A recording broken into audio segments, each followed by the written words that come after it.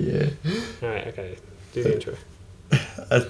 No, I don't want to. Alright, I'll do it.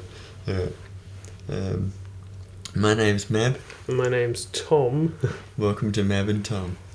And Mab and Tom talk about Mabeanie's videos, Yeah. and Tomato just sits here and agrees. That's all I do. Yeah. I just feed him things and he says things. So, Mr. Mabeanie, you recently released a new Supercars video, and by recently I mean probably, 10 months ago, when this video comes out. No, it was 2 weeks ago, 3 weeks ago. Well, in real life, yes. Yeah. I'm talking about when Oh, this video... When this comes out, I mean, it'd be like 5 years ago. Yeah, it was about SuperLite. Yep, SuperLite video. We just watched it. What did you think of it? I think that, like all your Supercars videos, I barely understood it. Yep. That's because I don't have an interest at all in Supercars. Right. But in general, like... You mean in terms of, like, video making? Yeah. I mean, it was obviously well researched. There wasn't, like... it was well edited in that, there's always something... how do I put this? There wasn't any dead air, right? Like you were keeping to the point, and like you had like a good like conclusion and stuff and things. It was well written. That's what I'm trying to say. As if you definitely knew what you were talking about, and you were presenting it in a well-rounded way. I still didn't get it fully, but yeah. Honestly, if I had to think, my biggest critique of the video is like I want to like whenever you're doing a Supercars video, I want to lend you my microphone. That's the only thing. Because I look at these videos and I see the potential. I see like you could become like a really big Supercars YouTuber, legitimately. Because I don't know how many other big Supercars YouTubers there are. Specifically Supercars YouTubers? Yeah. That's all that, because you only specifically cover that. There's me, Supercars Mabeanie, then there's Supercars Talk, which is growing quite rapidly. Then the Supercars with Shane, but he's been on and off. Right? Are there many channels with this kind of analytical? No, I'm the only one. So that's what I mean. So that's like a niche that I'm pretty proud of that as well. Yeah, exactly. I think you should really lean hard into it. I think you should try and pump out a bit more content. That, but also up the production quality where you can. I think. Obviously I wouldn't want you taking my microphone all the time for all of your videos. Yeah. But when you're making a big video like this, because you're only making them every few months, I'd be more than willing to let you borrow my microphone for the afternoon. Not saying my microphone's the best in the world, but I could hear your computer the entire time. I know, that's because I have it sitting on a box next to my desk and a pointer at me, but I'm right next to the computer, and so you can hear that. I don't know what's wrong with the fans on my computer, but they just go... I'm always, every time when I think about YouTube videos and upping quality, I remember there was a video that Jacksepticeye made talking about it, and a lot of it was just like luck and how to be good. But one of the things that really spoke to me, he said, have good microphone, good sound, and he said you would be surprised how big of a difference that makes. And I was like, oh, okay. So I've always kind of taken that to heart. Okay. Yeah.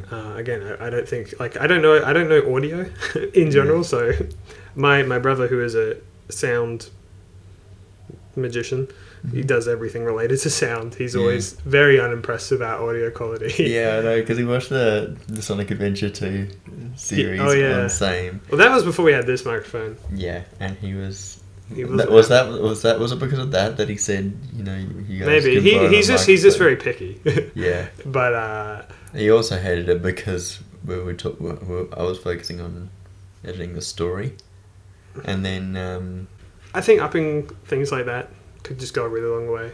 Right. I think obviously with the footage you can only use what you get, but I think you were resourceful with it. I have other things that I can do to get more and better footage, but I don't know if I want to do it because it might be illegal. And so what it is I pay for this service called KO, and the problem with that is that I'm paying for it. Right, yeah, and then you're sharing the stuff that I put on the videos, they're all easily accessible. That's why I always put YouTube clips and put some Facebook stuff on it as well. And also stuff that's on the Supercars website. That's all free of access. Well, yeah, that kind of thing is weird, but legally speaking, it's okay provided that it's transformative, right? So it's like doing a movie review, right? Because technically you're not allowed to watch a movie without paying for it. Yeah. Right, that's like technically the law. Yeah. Think of it, yeah. But people do movie reviews anyway, and the reason that they're able to do it and get away with it is that they only use short segments and clips, completely out of context or whatever, not ruining the movie. They either use still images or clips from the trailer. No, the people who actually use the actual movie. Yeah. Jeez. Tons of them do. But the reason is they can get away with it is because in copyright law, it's transformative enough Right. that it's considered different. Why would you watch my review? Would you watch my review because you wanted to see me review the film, or because you can just get the gist of the entire film and not bother watching it, right? Yeah. It's transformative in that way, in that I've created my own thing out of it, right? Yeah. It's not competing with or removing any potential purchases of the film, right? If anything, it's promoting it if it's a good review, right? So like the idea is, but if I was to just upload like a huge segment of the film just by itself, like in context, and people are like, oh, okay, this is the film, that's where copyright law is the thing. That being said, I find the whole thing a little bit weird and scary, and sometimes, especially on YouTube, sometimes people are like, you've probably heard many stories where like a big corporation has been like, you're not allowed to use even this like 5-second clip from our film, or else we're going to copyright you. And legally speaking, they are in the wrong. Yeah. But they are also usually giant corporations that have way more money and lawyers than you. Yeah. So that's why I personally don't do it. Yeah. So you could probably get away with it. Like, I think legally speaking, it's fine. But do you want to take the risk? I don't know. A few reasons why I don't do that. One is copyright fees. I don't want to get in trouble with Supercars because I love Supercars. Yeah, it's about supporting Supercars and demonstrating my love for the sport. Yeah. The other thing is, in the back of my mind, there is this thought, like, if I keep showing how good I am at doing this and I'm demonstrating a skill set by making these videos, they might go, can we hire this guy? And I'm thinking, so what I don't want to do is get in any trouble with them whatsoever. I guess it's a big dream. On a slightly related or unrelated note, there are things that I've refused, that I've wanted to do, but then like I don't want to out of fear of like potentially fucking up a hire. For instance, like I've thought about doing animation reviews. Okay. And I because I've studied animation and film and writing and like character design and a million things. So if I was to do a review of an animation, I'd actually know what I'm talking about. Yeah. And there was this one animation that's very, very popular that everyone loves, but like I've seen reviews for it are really shit. They're either like the negative ones are usually nitpicky and don't know what they're talking about, and the positive ones are just sucking its dick. And I thought I want to make a review and come at it from a standpoint of someone who actually knows what they're talking about. Yeah.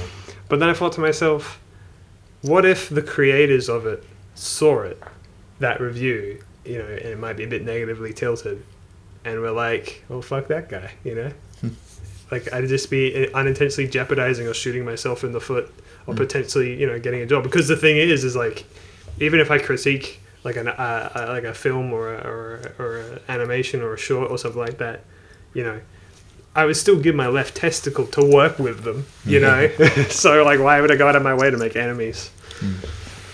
And if they are recognizable or like a popular name or something, then just having the whatever brief period of working with them, that's something on your resume, and then someone else might go, oh, we should hire this guy. He's actually worked with these other guys. There's so much like that, and it's sort of like, I don't know, I just don't want to make enemies by accident, even if I'm speaking the truth, Yeah.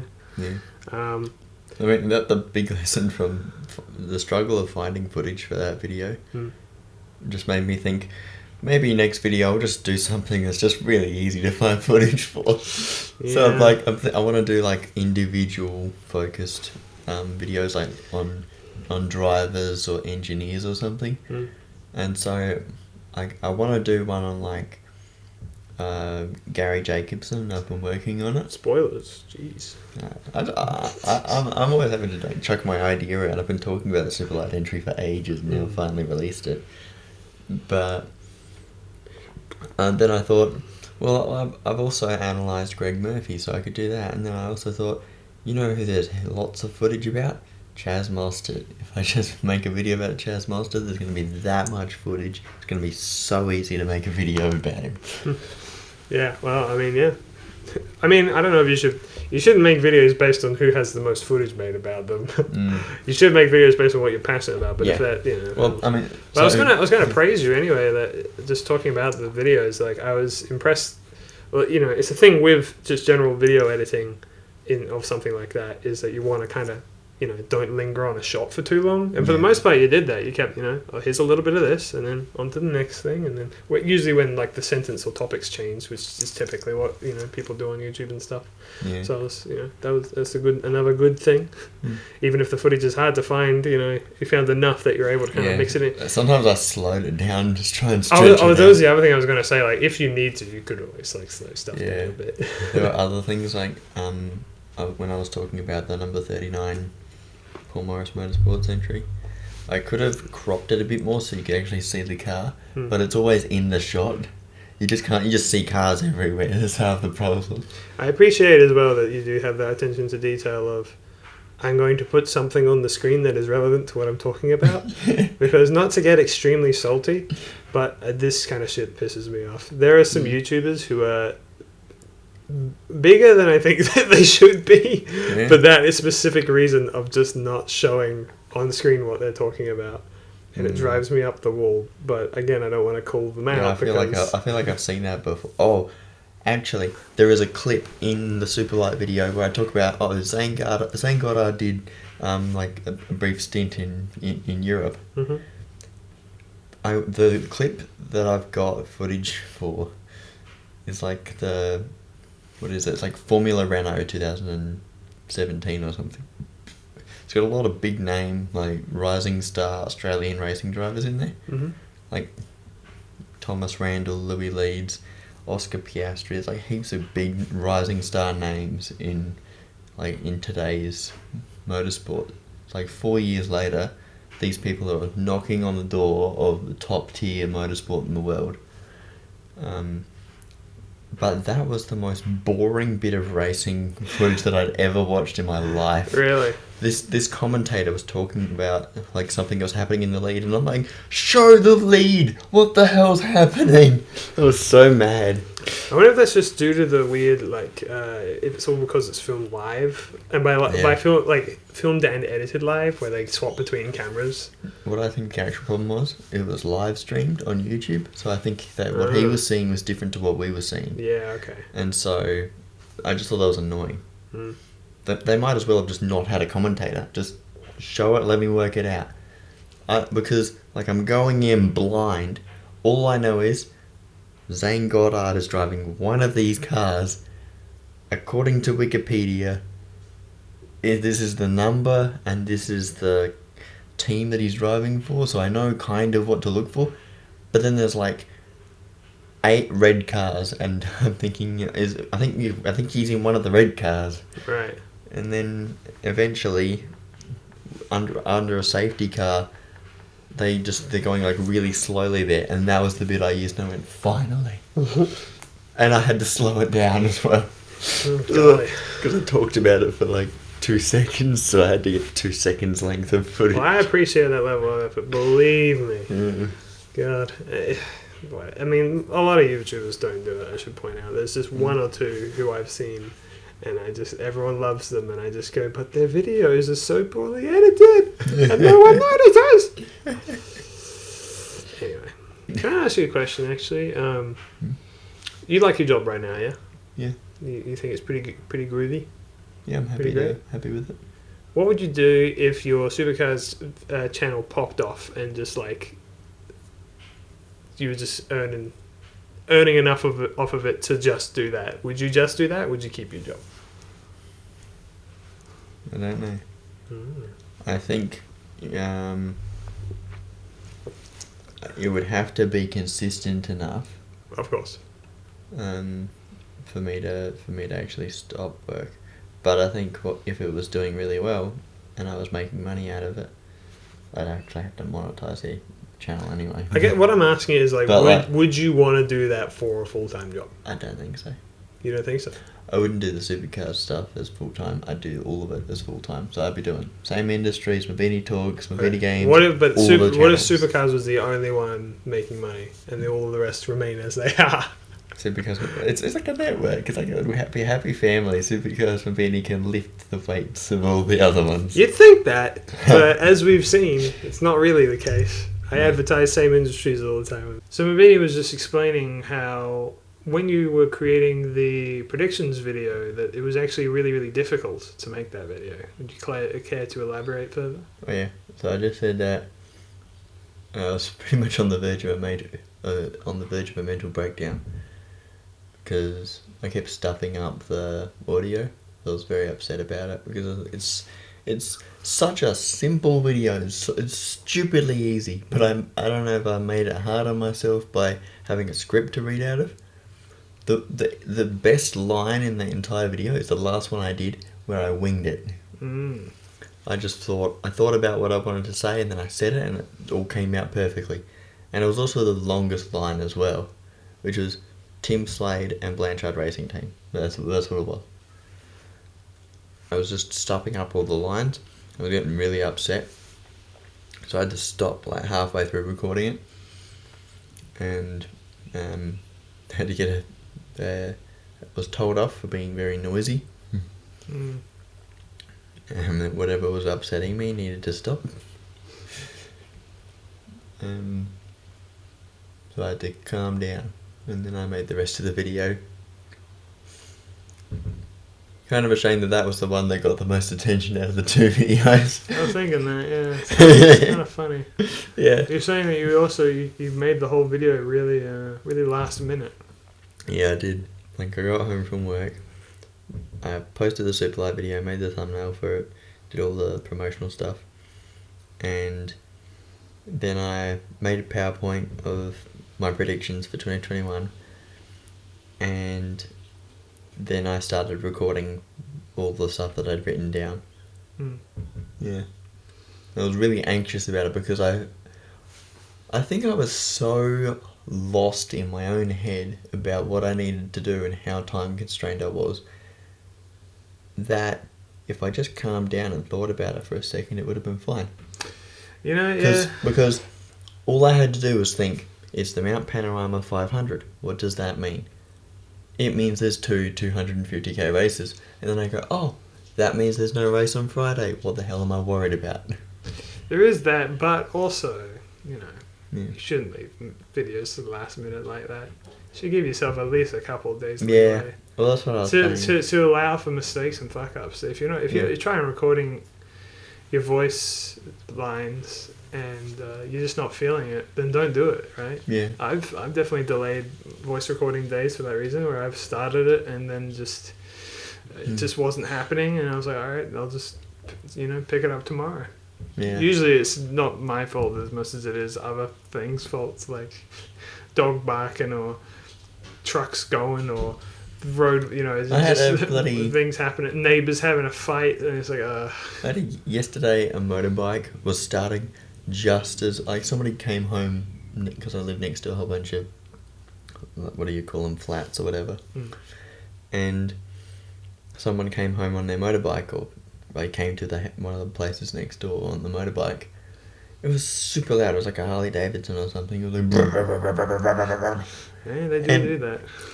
And I'm just started recording Need for Speed Most Wanted, and I actually included it in the video because it's sort of funny, because I'm like, get out of my country, being like angry like that.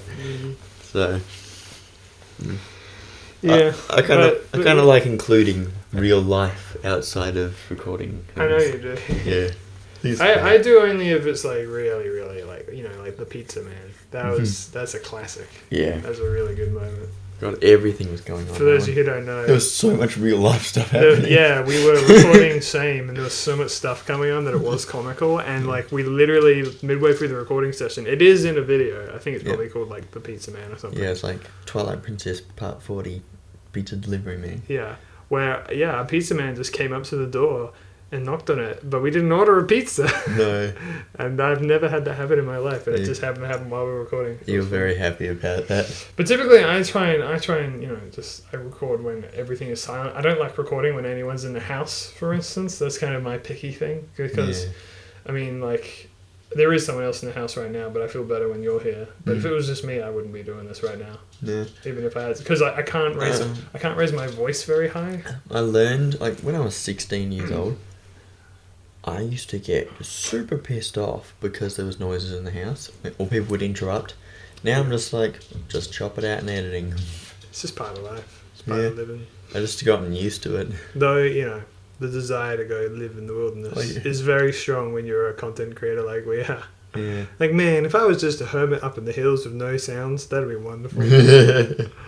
Which I sometimes I have lived like that. So you don't live in the hills. Live out in the countryside where it's just flat land around you and there's nothing going on. I'd love that. But it has to be far from a main road or a road that gets travelled very often. Yeah. Well, the places. Oh yeah, no. One of the places that I've stayed up in the hills is right next to a road, which is not necessarily heavily populated. We've recorded there before. But when they go past, it's like. But they go past so fast that it's like. Yeah, it's super loud. Which is the other thing of that Holy Night recording, I think. It's just cars driving by all the time. But yeah, it's like anyway.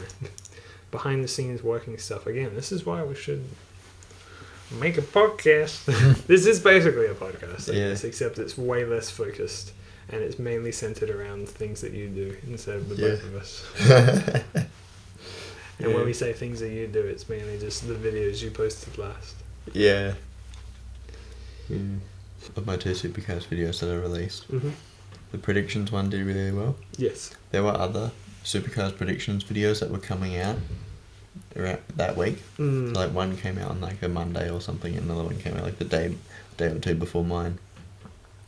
So I think that's kind of why. I mean, you can never understand why videos do well. I've got a Christmas video that got heaps of views, and I'm like, it's a Christmas video. I'm just literally just talking about crap. Well, it's not even. My guess would be that it's because it's like with predictions, it's relevant to a point, isn't it? Where it's like, this is something that's coming up soon. That people are just sort of excited about other people's ideas. So this is what I was kind of talking about, is like if you make videos that are temporary, like predicting a thing, they won't have as like a long lastability, but when they're relevant, that's when, like, what I'm saying is when they're relevant, that's when most of the views are going to come. Yeah. Right? Like, and, I'm not trying to be pessimistic or anything like that. I think this is realistic, is that I think your SuperLite video could potentially be looked at, for years and appreciated.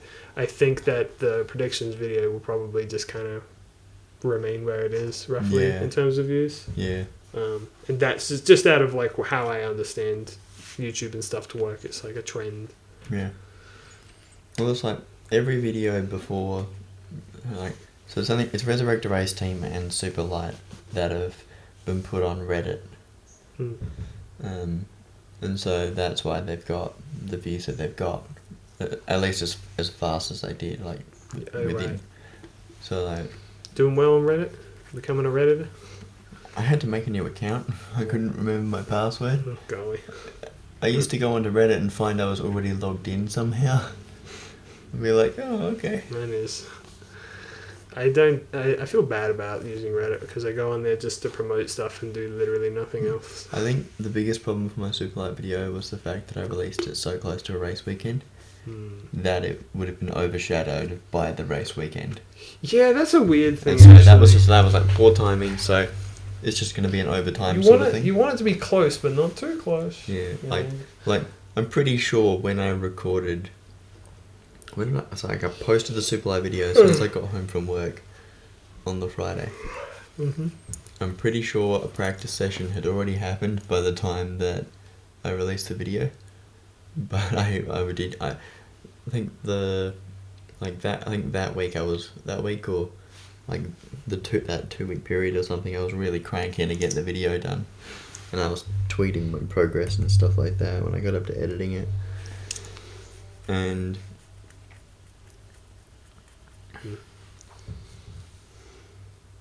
I wasn't checking Twitter, I wasn't checking DeviantArt, I was very careful about checking my emails because I get emails from Supercars teams. Yeah. And I was like, I don't want to know. Don't tell me anything. It's like I wasn't checking Speed Cafe or Supercars.com. I was very nervous about like checking YouTube because YouTube will be like, "Hey, Mabeanie, you love supercars. Here's some supercar stuff for you," and I'll go, "No." So wait, why didn't you want to look at them? I didn't want to get spoiled about the race Oh, weekend right. when I hadn't watched it, and I was planning on watching it like start to end. So I didn't want to be spoiled. I like watching the practice sessions and watching things slowly build up to qualifying in the races. Yeah, I got you. Because then then I did get spoiled. What did I get spoiled on? I got spoiled on one thing, and that was Tim Slade crashing in the race weekend. And I think was that the thing? I think it was that made me go, I'm gonna turn off notifications on Google on my phone, because that was the only thing that spoiled it. And I think I went, crap. Like, and that's happened in Formula 1 and stuff like that when I was watching Formula 1 last year. And I was going, I just don't want to know, because I watch this stuff and I like going in eyes wide open, everything's up in the air. Like Formula 1, I would watch qualifying and the race. Sometimes I wouldn't even watch either of them because I'd be like, that's a boring track and I don't care. Yeah. But if it's supercars, I'm like, I want to see everything. Except Bathurst last year. I think I was just busy that weekend or something, and I just went. I think I watched the first couple practice sessions or something, and then I went, nah, too hard, straight to the race. Did I watch? No, I did my usual. What happened was I think I wasn't able to watch enough of the qualifying and stuff like that. So what did I watch? I watched the end of qualifying and the shootout. I think I must have just doing stuff around the house and I missed some of the stuff that I wanted to watch. And then on race day I was able to do it. I don't know. Sometimes the house is busy while I'm trying to do something. So, oh, can you clean the house? Sure. Even though I'm thinking, damn, this is going to really clash with the racing schedule. I'm going to miss something. Right.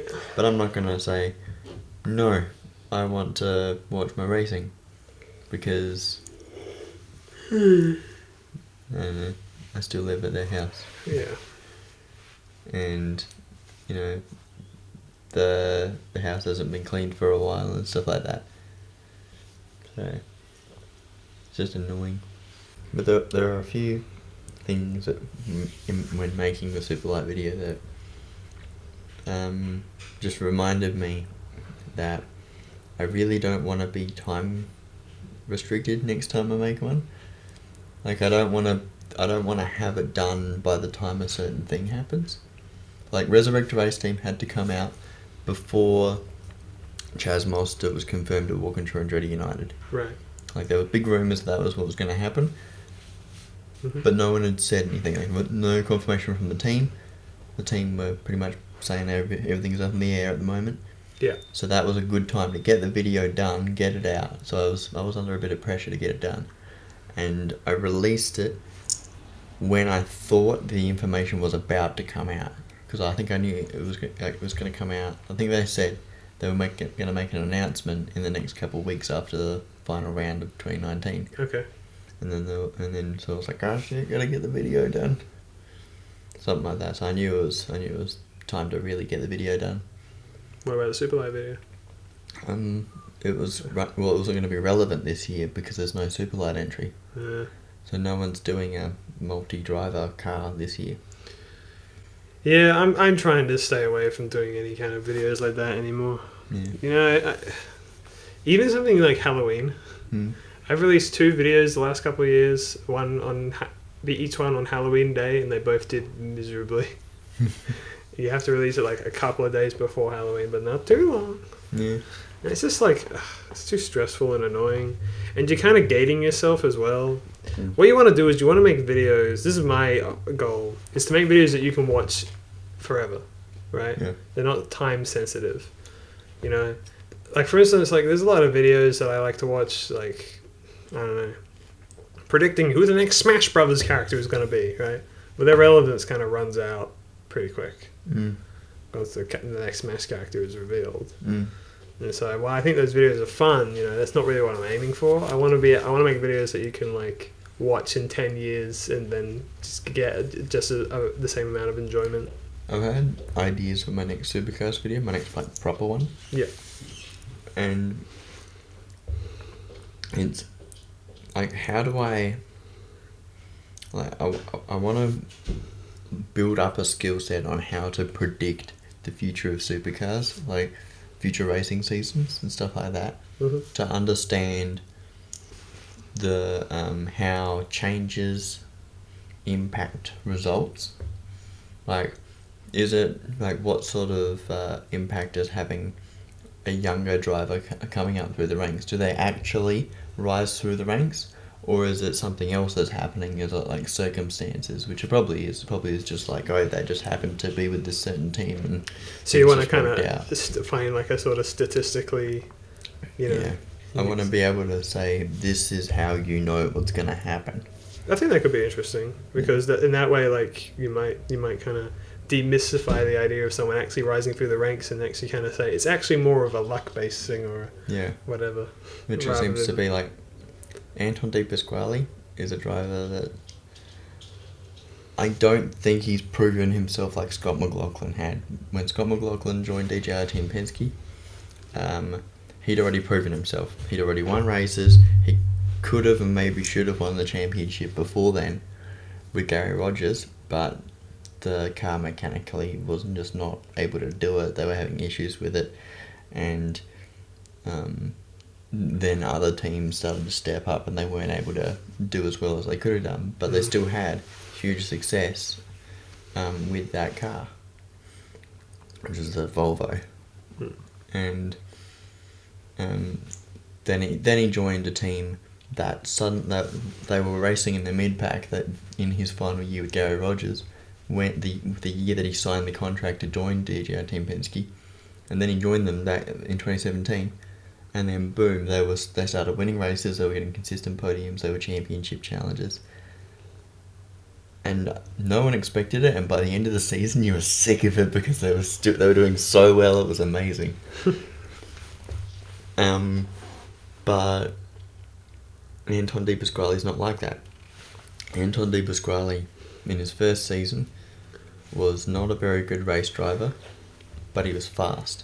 Okay. And that's okay. You can make a race driver better in the racing, but you can't slow them down. And that was a thing that Paul Morris said, which I think was a very good point to make, is that you want to get someone who's fast. Don't worry about them being able to not crash the car. You can teach them how to not crash the car. How do you not be fast? You just hold down the accelerator as much as you can. It's about the way you drive the car, because when you go into a corner, the car has to slow down, so you have to find a way to go through those corners. If you're a coward. Yeah. So, whatever it is, I don't know what it is, but doesn't matter how he did it. In his rookie year, he had some standout qualifying performances. None better than Bathurst. Like, that's the biggest race of the year. Goes into the top 10 shootout, which is like everybody's, all eyes, all motorsport fans, like in Australia or whatever, they are watching this 1 hour thing of a car comes out on the track, it does one lap, and then the next car comes out. And Anton De Pasquale came out, I think he was like the third car or something, and you're thinking he's probably not going to do very well because he's a rookie. It's his first time racing a supercar at Bathurst, and he just went out there and he put a lap that was fast enough to come third. Like, he was the third fastest car. I think, who was second? I think Scott McLaughlin was second or something. Whatever it was crazy impressive. Like, I thought that he was going to fall down to start like 8th or something, and that would have been a pretty decent job. But he didn't. he did a really impressive job, and you go, okay. And then the next year comes along, and you go, well, is he gonna go faster that in 2019? Is he gonna get those race results that people are expecting him to get? And he did, but it wasn't quite as spectacular in his rookie year, and that's because of the cars. So like in his rookie year, ZB Commodore was brand new. David Reynolds was doing crazy well. Like he was kind of riding on a high because he just won Bathurst. Yeah. And I don't know. That's circumstances. The next year comes along, then the driver has to prove himself. And then there was last year, 2020, where he sort of stepped up as David Reynolds had a really crap year and ended up leaving the team. Anton steps up, he gets some podiums, he's doing very well, and it's your third year. You can't really blame being a rookie or being new at it as the reason why you had a crap run. Mm-hmm. So he did a great job, and then he got the seat with the big team, but that's not the way Scott McLaughlin did it. He proved himself and then joined the team. Anton has not legitimately shown himself as a possible championship contender, and so getting the keys to the kingdom by joining the big team and getting the big seat just makes me think, how's he going to do it? Okay, so you're going to make a video of a hit piece on this guy? Probably not. Talk about why he's such a disappointment and why he doesn't have what he's got. He hasn't got it in him, and then you can send it to him and see what he thinks. He's not. The first time I saw him. No offense, dude, but I think you're kind of like you just don't have the talent that I wrote a 15-minute video about you. Yeah. Check it out. No. It's the video of you spinning out. Yeah. Actually, he was doing live streams, and every time someone follows or something, it shows this clip of him racing against some other guy and crashing into the wall. What does he live stream? When he was doing the E-Series. Because it was just like talking, answering questions or something? No, like he was playing a racing game and talking to people. Oh, why don't you do that? Yeah. That was cool.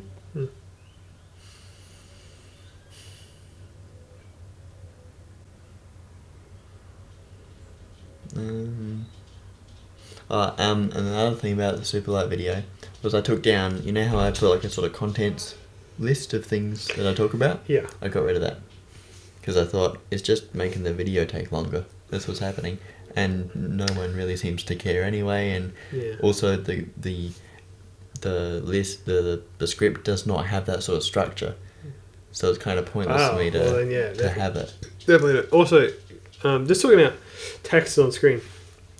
My only other critique is that, while I think it's definitely good to credit where each one of your footage comes from, I think I would make two minor changes. One is to make it smaller and less intrusive. Yeah. And two is to give it some kind of like back shadow so it doesn't blend in. There was a part near the beginning where it was like covering some guy's name in the footage beforehand. Yeah. I was like, what?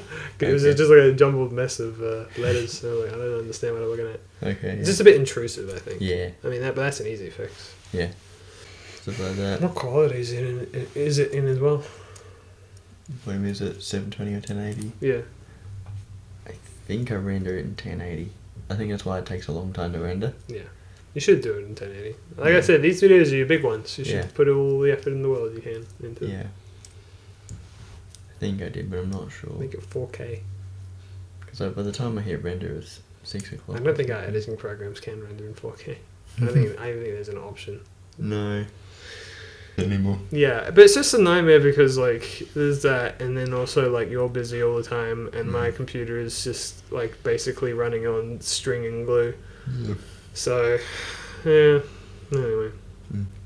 Are you gonna get another computer? Probably. Yeah. I think what's going to happen is I'm going to sell the one in the other room. Okay. I'm going to throw this one in the bin, and then I'm going to get basically a better version of this one. That's what I'm hoping. Laptop. Yeah. Laptops are just really convenient for me because I move around a lot. Yeah. And also, like, they have built-in and like antenna. And that sounds really weird, but like my house sort of relies on the Wi-Fi. Yeah. I don't have like land. I mean, I can, but I'd have to like change literally everything. And the other computer that I have is basically like it hardly works at all with the Wi-Fi. I mean, Jesus Christ, I don't want to sit here and complain all day about that monstrosity, but that's looking like what's going to happen. Is I'm going to sell that computer and buy a new one. This one's going in the bin because it just can't. It's barely holding up as it is. Yeah. You can see, like, you see this weird shit on the trackpad? I didn't do that. So is that what they've tried to do to get rid of the thing that was there before? No, that is the thing. That is the thing. That they just weirdly added. It's like looking at a reflection or something. It's really reflective. And they fucked up the space, but I don't want to press it because I think it will stop the recording. But and now there's no audio at all. So anyway. Yeah. It's good stuff. Makes me happy. Yeah. I might be getting a new editing program. Mm-hmm. Yeah. Because I might be forced to, because I'm gonna get a new computer. Yeah, well, that's what happened last time. I got three big problems. Mm. My editing program, my drawing program, and Photoshop. Yeah. Do you have Photoshop? Yeah. How do you have Photoshop? How do you have it? How do you just own it? Because the version of Photoshop I have is the student version. Yeah, and that's what I've got. I needed to send in my student ID to get it. But like, if I get a new computer, I can't do that. Yeah. And I might have to pay for it monthly. And I have to get the newest version that's all weird and I don't understand. Yeah. So it's like, Yeah, I use CS6, and because I've got a student license. Do we have the same version? Yeah, CS6. Okay.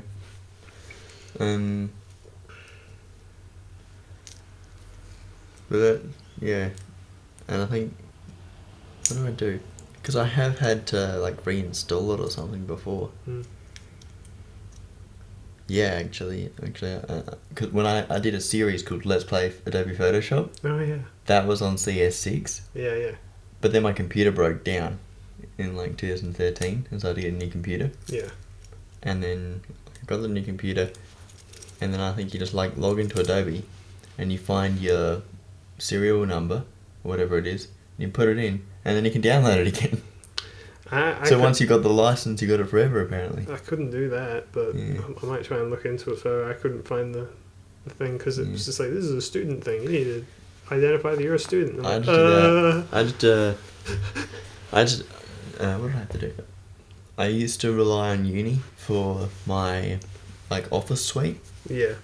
And after I graduated and left uni, like the license was going to expire, or I think it was going to, or it did, something like that.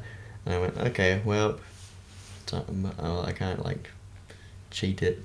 I'm gonna have to buy it because I use it, especially because I use it all the time. I know, like every day. A lot of people always have the solution. Just pirate it, dummy. I'm sorry, I'm just not like that. If I can get something legit, I will try. That's right. But it costs a bit of money, but if you use, I use Word, PowerPoint, Excel all the time. Yeah. Just from like Supercars. I use Word all the time. Yeah. But there is like a free version. It's called like, what's it called? WordPress? I don't know. Whatever. But I've got a version on my computer and it keeps saying, this version's unsupported. I'm like, but I'm going to use it anyway. That's where I write my scripts, dude. You've been able to do that. Yeah. I mean, look, I can still use it. Yeah. But it has no sound. I can't edit. I can't animate. Yeah. And additionally, the fact that it turned off and just wouldn't turn back on again, and everything else that's wrong with it, just kind of says to me, this is like... Yeah, throw it in the bin, get a new one. Like, that's the thing, like, because my dad was like, because he's kind of steamed about the situation because he thinks that the tech guys were trying to screw me over. Okay, as long as he wasn't blaming you for it. No. Yeah. My dad and my parents have been really, really... really supportive. And they might be willing to help me get a new one. Yeah, I was gonna say, because I'd chip in because like you've like all the stuff that you do.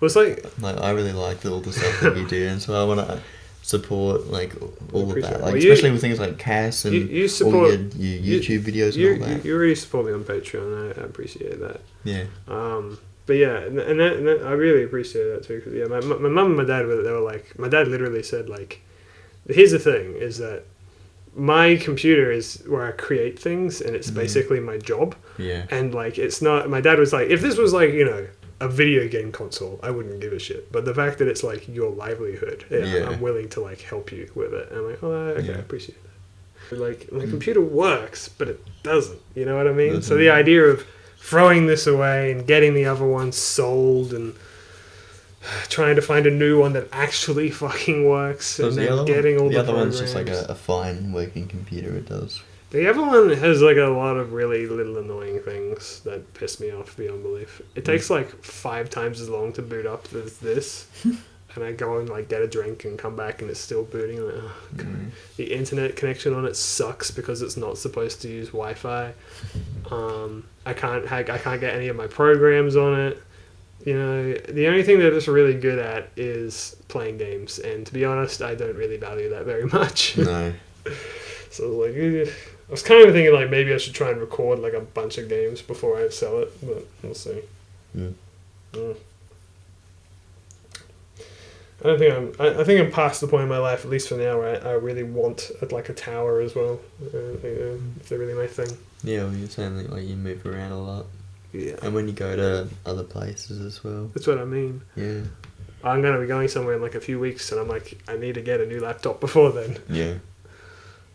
Ugh. Yeah. So getting a new laptop, that'll solve the problems that the laptop has, or the problems with the computer.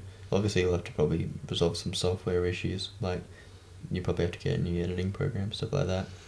That's what I'm saying. That's what I mean. It's kind of intimidating because I gotta. Because that's what I had to do. I gotta sell the other one. Yeah. Then I gotta do research and find a new computer. And I thought I did good research before, but I failed on that other one. And now I'm like, I don't even fucking know. And then when I get the new computer, I then gotta download all this software and make sure it works, and like probably spend a lot of money just buying that.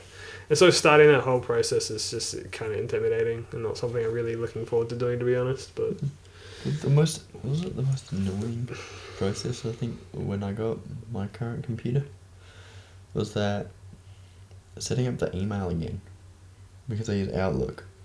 I realized that when I move out, I'm gonna have to like change emails on a bunch of things. Really weird. Because I don't actually know how to work, but everything I do is on Google. Yeah. So like all I have to do is like sign into like my Google account, and everything just comes back. Yeah. Like all my tabs and stuff, that'll just come with it. All of my other accounts attached to it, like same and stuff. You'll know I get my new computer because I'll sign into Same, and it will send you a notification saying someone's trying to sign into Same. Yeah. I did it recently for some reason. I don't know why. How recently? I don't know, like a month or two ago, right? Could have been Frank. Well, No, actually, it no. was me. Was it you? It was you trying to log in. And I messaged you, and I was like, "Oh, can you get in?" Why would Frank want to get in? Well, sometimes Frank puts his Civ 5 footage onto the channel. Oh, and so I need to remind him what the password is, and then like the same account will get like an email or something saying, "Oh, someone's trying to log in from California." I'm like, "Yeah, that's Frank." Yeah. Funny. Yeah, but yeah, I got a million ideas of things I want to do. Yeah. I think there are things that we should do as well. I don't know. Same industries. This year is going to be a bit weird, I think, because mainly because of your computer issues. Yeah, and also so we need to solve those. Your full-time job as well. It's a pretty big one too. Yeah, well, I'm always available Sundays. That's pretty much the way it's been working for the last year. Yeah, I don't know. I just think that. Not even the last year, like the end of 2019 as well. I just don't see it going very smoothly because I have all these projects I want to do myself as well, and we'll see. Yeah. I just don't want to make any promises in regards to Same right now. That's all. I know it's not the quote unquote best thing to write scripts on, but dude, it doesn't matter. Just write words. It's a word processing. Use Notepad. Exactly. If worse comes to worse, I'd just use Notepad. That's right. So, whatever. Yeah, I'm gonna write a lot of scripts actually. Yeah. I got 8 scripts I'm gonna write. I'm gonna do it sometime this week. And my motivation, right, was coming back. My inspiration is still skyrocketed through the roof. Though, I don't know, I'm toning it down a bit. I have all kinds of ideas. Yeah, but yeah, I've written a few things. I've had like I write a lot of notes on a lot of sticky notes whenever I come up with ideas, and they just pile up. Yeah. So I had like a day the other day where I like converted all of them into like actual written stuff. So I wrote a bunch of notes for Cass and for Mary the Apocalypse and another project that I can't say right now. Yep. And I've been having all these ideas. I have this idea for a series of things Mm-hmm. that I'm quite looking forward to and excited to start. And it's interesting because the hope is by the time this episode comes out in 2 years, it will be out. So I'm tempted to say what it is, but considering I haven't technically started it, I probably shouldn't. Yeah. But yeah, I don't know. It's just hard to get things going right now. Like I said, my grandma was really funny though. She sends me emails all the time. Okay. And typically all her emails start off with like, "Hello Liam, it's Grandma, and how are you doing? And the weather's nice." And then it ends with "Love Grandma," right? Yeah. She sent me like an email like that, and it basically said like, "Have you got your computer?" Because my computer was away, being quote unquote fixed by repair guys who didn't fix it for months. And she was like, "Have you got your computer back? Does it still work? And are you sane?" And so I replied to her, "I do have my computer back. No, it doesn't work, and I'm doing my best." Yeah. And then she replied, and it had no like hello or goodbye. All it said, 2 words. It said, "Good luck." I got an email like that from my grandparents on my birthday. Yeah. I think it was on the day after. Oh yeah, happy birthday by the way. Yeah. For the other day. Yeah, we're both 25 now. Yep, I'm feeling it. Yeah. It's like, what did I got some sort of email or something like that. They're asking, I can't, like, sometimes people say things and you go, "Are you reading my mind?" Like, how do you know my mental state's like this? Oh yeah. Yes. It said something like, I think it. maybe just generally, I think because probably a lot of people are doing it sort of tough. Maybe. I think that with my grandma though, she knows that like everyone in my family knows that like my whole life is creating things, and then when that's taken away from me, they're like, "Are you mentally okay right now?" And I'm Yeah, like, well, not I knew, really. I knew like it must have been kind of bad because you did your Twitter update thing. Yeah, I And did it so- on Patreon as well. Yeah, so that was like quickly sent you a text message. Yeah, I appreciate it. Yeah. I've got a lot of support. I haven't responded to everyone's messages yet because I don't know, man. I find it difficult to even kind of like bring up the mental energy to turn on my computer, but I'm getting better. I've been doing much better this week. Yeah. I've also been like making my weekends busier. That's what I mean. Like when Yeah. you have a day off, you might want to just have the day off. Yeah, but I don't like I'm choosing to. Like I'm going to see my grandma every weekend. This weekend I'm going to see her.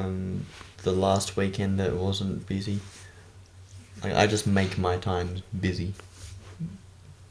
Except, I mean, yesterday was just convenient that I got home and found out what was going to happen with dinner and went, "Oh, I have like a heap of free time. How cool is this? Okay, Friday night fun." It's always in the back of my mind when it's Friday. It's always like, what game am I gonna play? And then I just had the random idea of playing Need for Speed Most Wanted.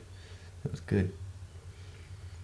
It was better than like if my other ideas, which were all like Steam games, and it'd be like, is it gonna be City Skylines? Is it gonna be Dawn of War? Why do I want to play any of those games? I played Need for Speed Most Wanted, and that was great. Except for the fact that I needed to plug in the controller. Because like I'm using the arrow keys, my fingers hurt. I think that's a new thing. I think it's because my work's killing me slowly. Now. I just think that when it comes to that, like working and stuff, I think can be harder to organize things as well. You know, my big plan for this year though, so I want to animate. I want to do a lot of animations. I have so many ideas, and they're all like small, and I'm really like excited for that. So that way I won't have like animations that take months to make. Like the cast animation is probably going to be the most complicated thing I'm going to make for years, right? Yeah. And that's because like I went full on in that, and there's a lot of techniques I've kind of learned and utilized since to make life a little easier. And you showed a lot of that after the clip. It's like a 5-second clip or something, isn't it? Yeah. It's long as that. I rewatched that bit so many times. I was like, this is amazing. Thanks. Yeah, but I have. I mean, should I say it? Is this the place to say plans and things that I'm excited about for my channel, or should I keep it to myself? I think it makes it more exciting when you talk about it. Okay, I have a plan for a little animated series. Ooh. Yeah, and when I say little, I mean little. Like each Okay. episode could be like 5 seconds long, potentially. But it's a little animated series, and it's got a couple of characters who people might be familiar with. I'm currently, like in these last few days, looking for a voice actress. I'm probably, I was about to say I'm probably gonna go with this person, and then I realized like, what if it isn't that person by the time this video comes out and the animation's out? It's not that person.